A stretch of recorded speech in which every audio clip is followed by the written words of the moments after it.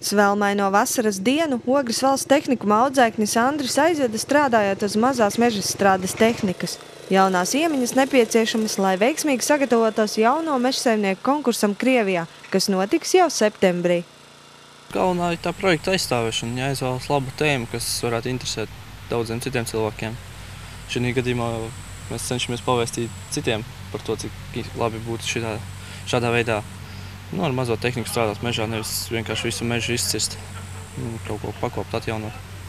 Pirmkārt jau dot pieredzi, otrkārt dot kā konkursā uz jebkuru jautājumu, un pirmkārt jau uz pašu galveno jautājumu, vai tu pats esi to darījis, viņš varēs atbildēt un arī parādīt, ka patiešām ir to darījis, un šo tehniku arī pazīst. Un nākošais ir jauns iemaņas, jo šis puisis mācīsies uz Harvester forwarder operatoru, izglītību apgūst. Papildinot mācību procesu ar jaunām zināšanām, Ogres valsts tehnikums ir spēris pirmos soļus ceļā uz sadarbību ar dažādu nozaru uzņēmumiem. Un raugoties nākotnē, mazo mežstrādes tehniku plānots iegādāties arī pašiem.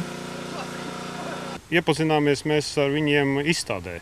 Tas ir Mežs un koks, ja nemaldos, 2011. gadā. Un viņi mūs uzaicināja veidot kaut kādu kopīgu darbu, jo mums ir jauni studenti, kas grib mācīties, un ne visi prot to lielo tehniku. Tā mums arī lēnā garā sarunu veidā izveidojos jau līdz šī konkursa ietvaros, jau tādai tuvākai sadarbībai. Jau ar direktoru esam jau sākuši veidot līgumu, ka mēs būsim atbalstītāji. Tad redzēsim tālāk, kas notiks. Abas sadarbības puses uzsver, ka mazā mežstrādes tehnika ir Latvijas nākotne.